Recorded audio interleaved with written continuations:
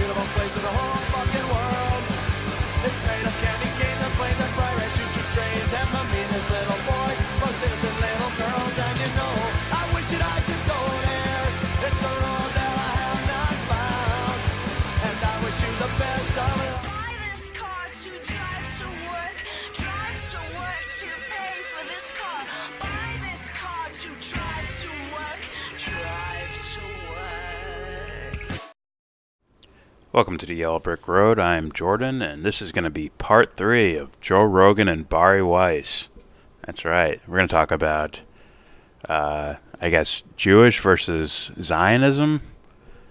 I'm going to try to give my interpretation for these two dipshits who don't understand why other people are saying certain things. I guess we'll talk about anti-Semitism too. I guess on my own. Whatever. But first, please consider donating to Devon's Journey to Recovery. The GoFundMe link is in the description box. Click the link, read the story, check out the other donations, make a donation yourself.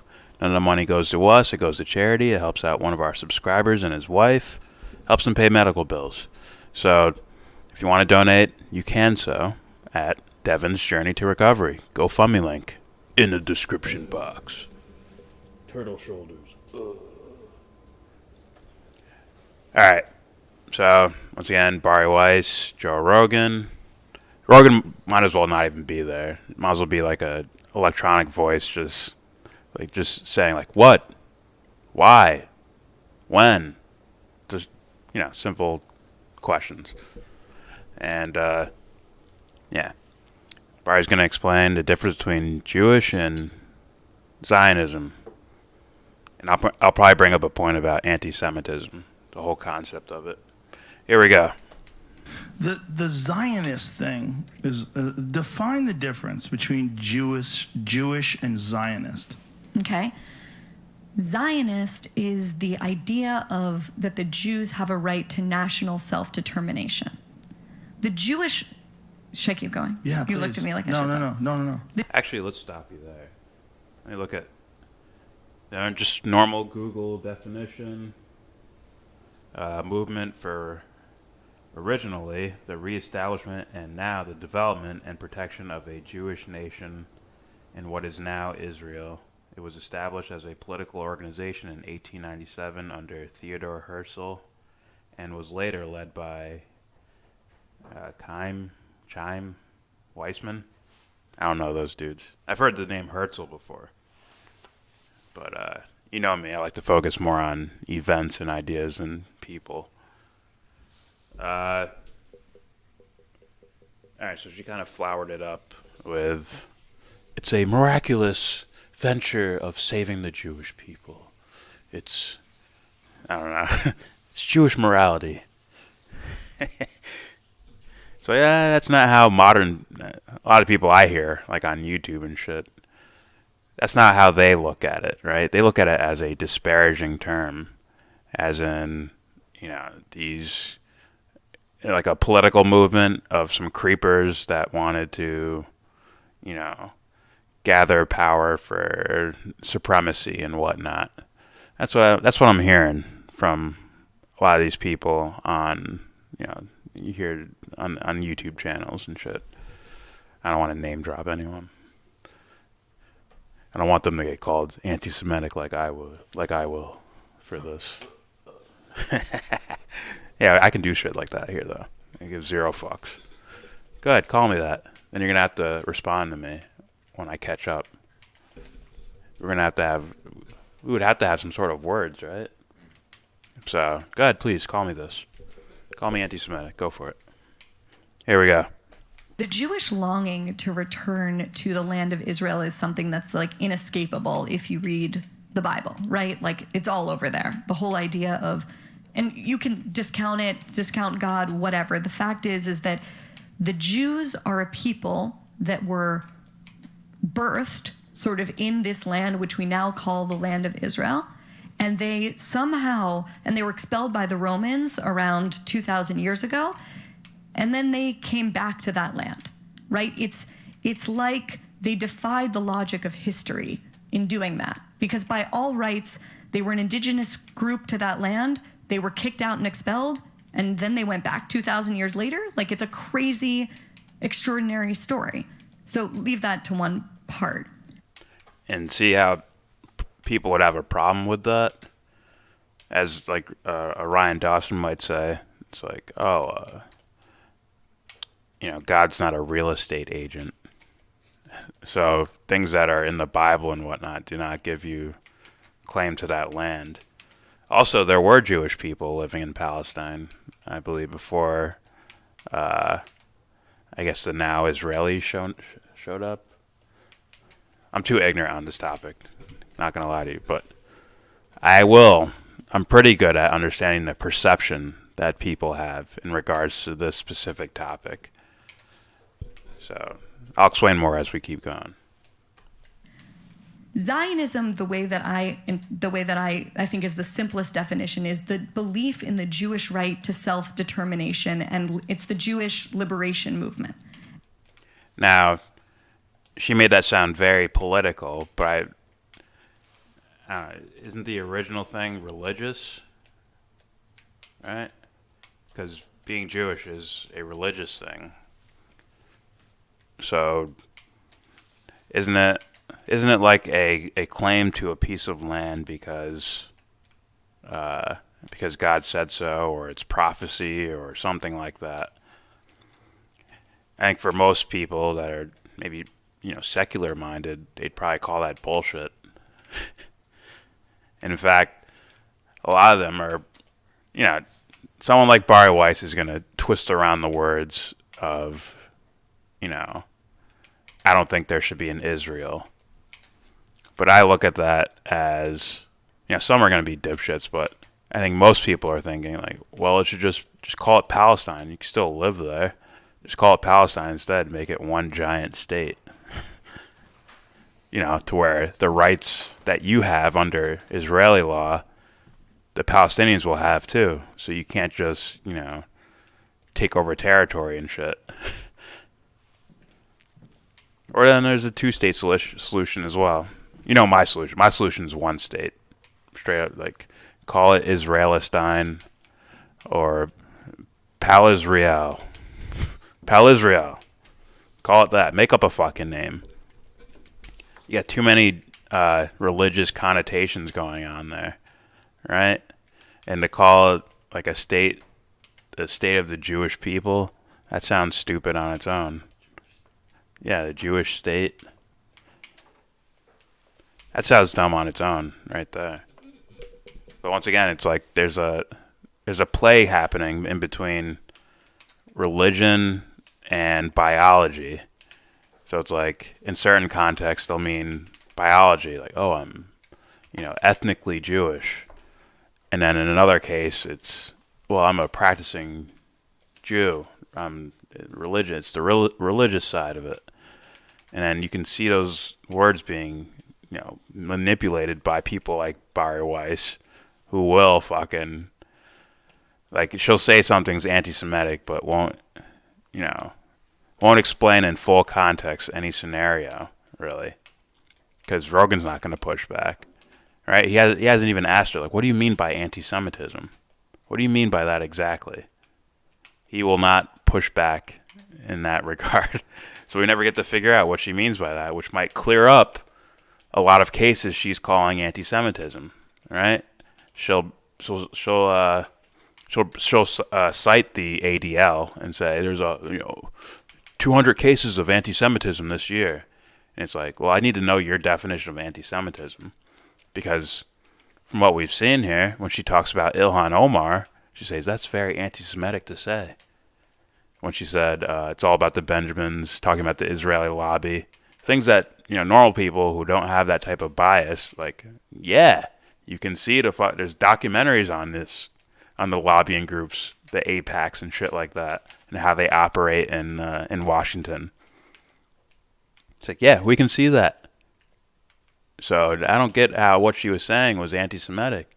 Maybe it was anti-Israel, but if you view Israel as a corrupt state, as a corrupt government, why wouldn't you say that? But that's when people like this will flip-flop it into meaning, like, oh, well, you're just anti-Jew. No, I said Israel. Yeah, but Israel's the Jewish state.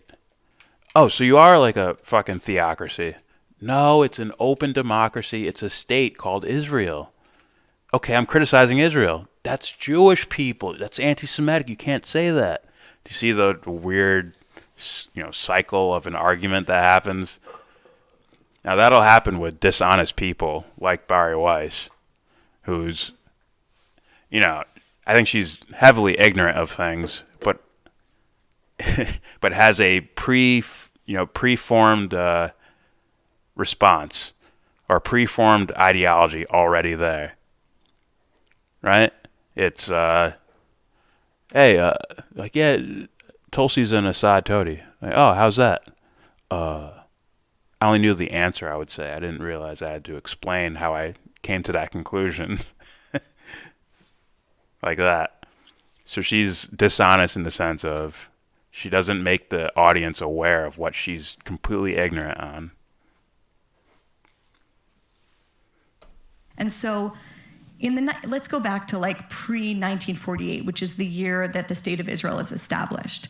And you have Jews in, Poland and all of these other places debating, like, what is the way that we can solve our constant, like the systemic oppression that we are constantly enduring? And there were all of these different responses to that problem. One argument was the socialist argument. The anti-capitalist argument, if the problem is capitalism, and if only we defeat capitalism, anti-Semitism will go away. Some argued that total assimilation was the right way to solve it. We just need to kind of disappear as Jews. That's the only way we'll be fully accepted. And another group, which was not even the most popular group, is this idea of we need to be able to determine our own fate. And we will never be fully accepted. The only way that we can determine our own fate is this idea of us having our own state and our own army where we can protect ourselves. Yes, the Balfour Declaration, to where land was like promised. In fact, if you look at James Corbett's World War I documentary, a 3-part little documentary there, I believe he brings up that these people, these Arabs fighting the Ottoman Empire, were also promised land, but only one group got the land that was promised. Thus, they probably typical dumb conditioned people. Like, oh, we'll hate you forever. We'll fight you forever. And you see a lot of things playing out today, right? Hey, that seems like a normal dumb shit that happens in the world, right? 2 people promise things. Only one person gets it. The other one's like, oh, you fucking liar. You promised this shit to me. I'm going to take it out on the person you gave the land to. Amongst other things. I'll go further into, I guess. And that is ultimately the idea that sort of wins out. So when you're having a debate about, when people say today they're an anti-Zionist, the reason that is so problematic is they're not making that argument in 1920s Eastern Europe when the state doesn't exist. It's one thing to be an anti-Zionist in theory, right? It's the same. The analogy I like to make is if we're a couple and we want to have a baby and we're debating, should we have the baby? Can we afford the baby? Where are we going to send the baby to school? All this stuff. That's a totally moral argument to make. You can't make that argument of should we have the baby after the baby is born. The baby is born. It exists. Israel exists. It's a place. It's not an idea. It's not an abstraction. It is a place that contains the largest Jewish community on planet Earth. And so when people say that Israel doesn't have a right to exist, it's like, what are you talking about? It exists. So you can already hear the counter argument in her own speech, right? It's kind of like what I was just saying. Like when someone says Israel doesn't have the right to exist, she said it was established in 1948. That's not that long ago. That is not that long ago, which means you have you have people who are alive today, who are alive in that time period. Yes, you do. Huh? I meant how old are they? They're older, but what would you be? Yeah, you're right. How old would they be? But they still have the stories passed on and all that shit. When I was a little kid, this thing happened and blah blah blah blah blah. So once again, that's not that long ago. So, and there's a, you know, they probably feel as if there's an argument to be made that, like, you guys just use this religious text to say you own this piece of land here, when, you know, my family's been in this area for a very long time. Why? What gives you the right to just take this land? And then, but even bigger than that, that's like, to me, that's not, I think most people are in the two-state solution territory. But so their bigger argument would be, well, look what's happened since then. Let's see what your government has done there. How come they don't get punished for doing these certain things, right? And if you dig it even deeper with someone like Max Blumenthal or Ryan Dawson, all right, two different sides of the spectrum, right? A lefty and a righty, quote unquote. Blumenthal, lefty, Dawson, a righty. Like, they're both saying, like, oh, well, Israel plays a role in funding Al Qaeda, propping up ISIS, allied with Saudi Arabia, just like the U.S. government. Right? They complain about both areas, but yet Dawson will be called an anti-Semite, and Blumenthal will be called a self-hating Jew, as like Ben Shapiro would say. Finkelstein, yeah, him too, would be considered a self-hating Jew. So people, they're not stupid. They can just look at these things and say, there's something off here, right? They don't have to say they know the exact things that are happening, but they're like, something's off here. How come you can't criticize this place without getting called an anti-Semite by people like you, Bari Weiss? Right? And that just fucking amplifies everything. When, what's his name? The fucking Borat dude goes on stage and he's Sacha Baron Cohen. He goes on stage and, we must protect free speech, but these social media companies need to shut down certain speech. It's like, it turns into this self-fulfilling prophecy of, you're saying you need to, you're saying that there's people that don't like you because you're Jewish. Meanwhile, you're doing things that could hurt these other people, and they're complaining about it, and then you just fall back to, I'm Jewish, that's why they're doing this. It's like, the Jews are not taking over. As a Jewish man who's a celebrity, I'm going to go on stage and tell people they should be censored. It's like, yeah, the ADL. It's like, come on, guys. You're not stupid. You can't be that stupid.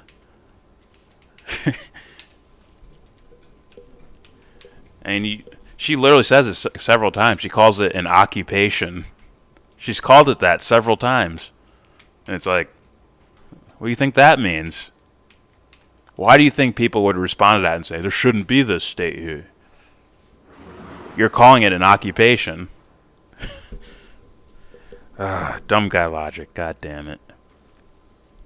Then you had the foreign policy stuff, right? There's a big, pretty big talking point in the I don't want to say all right, because she already made that term meaning anti-Semitic. I guess there's some people there where normies could call them anti-Semitic, but I wouldn't use that word. But there's people who I made a video on it talking about how these alt-right groyper people would fucking destroy a Ben Shapiro in a discussion on foreign policy, right? Because they know all the details of it.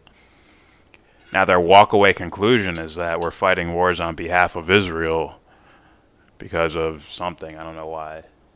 What was their reason for it? Why? What is their reason for why we fight wars for Israel? I've heard a whole bunch of different theories on it. Dawson will say, like, oh, they're being, what's the word? They're being, fuck. I almost said boycotted. Not boycotted. Blackmailed. Like, oh, these higher up guys are being blackmailed into doing these things by Mossad or something. Or I've heard the ideology argument, like the evangelical Christian types. You know, they want Jesus to come back, so they have to preserve Israel and protect the country and all that shit. But it's just a dumb guy logic looking at it. It's like, hey, these guys do these horrible things I hear about. I read the news. I find out these things that Israel has done, and yet they don't get punished at all. Yet we'll be in Syria overthrowing their fucking government with unproven chemical attacks and shit, or the Iran shit with Soleimani with the unproven talking points. And people are like, how come Israel's never punished? Right? Someone will say, yo, you shouldn't build any more settlements. But they don't actually do anything about it. But if Syria did that, U.S. troops would be in there the next fucking day. So people look at that just with dumb guy logic and be like, they're favoring Israel. And then as soon as they say they're favoring Israel, these governments and these fucking high up politicians and their fucking apologists like Bari Weiss or Ben Shapiro, they're like, man, these guys are fucking protecting Israel. It seems like all they do, man. When they talk about Middle Eastern stuff, it always falls on the side of pro-Israel. And then you're going to call those people anti-Semitic. You're going to call them anti-Semites because, like, something that people are just looking at, right? People, like, if the shit really had no merit, you wouldn't be seeing all these different people from all over the political spectrum saying these similar things, right? And also Jewish people saying it, right? And Norman Finkelstein, what does he call it? The Holocaust Factory or something like that.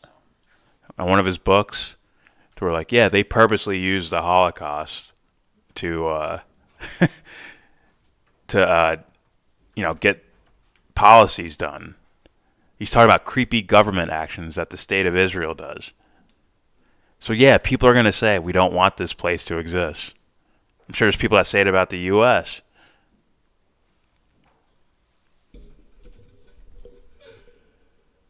What are you looking at? The title of it? Yeah. Holocaust Industry. Yeah. Yeah, he wrote a book on it, The Holocaust Industry, to where they use the Holocaust as an excuse to take these horrible military actions as a government. And then if you question it, they say, oh, you're a Holocaust denier, or, oh, you're an anti-Semite, or why are you always focused on Israel? Other countries do bad stuff. Why are you focused on us? Because people are like, you guys don't get punished for anything. Just like the U.S. It's like universally panned by everybody except the U.S. Yeah. Right? She will call, like, oh, what Ilhan Omar said was anti-Semitic. How come she's not focused on Saudi Arabia? Oh, there's a tweet right there of her focusing on Saudi Arabia. Nothing to say about that. Why do you wait till she talks about Israel to start talking about her? You could play it both ways. All right, let's play a little more. This will be a long one. So what do you want? So I asked the person that makes the anti-Zionist argument, what do you imagine will happen? Like, do you think that you're advocating for a genocide right away, or? What do you mean you're anti-Zionist? So you want some sort of, you want another Holocaust or something? Like right now or later? See how she framed that? You want you want a genocide? Like right away or what? It's like, no. When I hear people say I'm anti-Zionist, I believe they're talking about the creepy shit that governments do. Right? And they believe that these leaders in Israel have some sort of religious ideology behind their creepy government movements. That's what they mean by anti-Zionist, or that's what they mean by Zionism. Now, I have to believe you're purposely misconstruing what they're saying so that you can call them anti-Semitic, or you can, like, preserve the state of Israel. They're looking at your actions like that.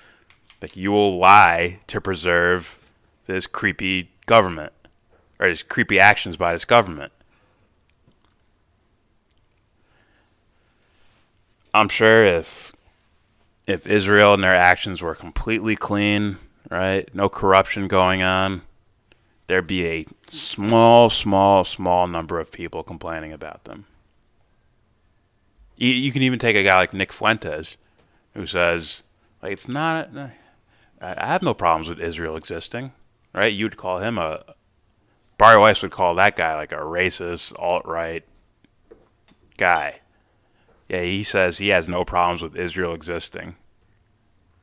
It's just what the U.S. does for them. That's my problem. Oh boy, to me, this is a creepy human, man. It's like, fuck, you should be on my team. What are you doing? According to Finkelstein, this Holocaust industry has corrupted Jewish culture and the authentic memory of the Holocaust. Okay, that's from Wikipedia. So that statement should say it all. If you're anti-Zionist, are you asking for a genocide like now? No, maybe they believe that, like, hey, just call it Palestine. We're trying to get people to live in peace there.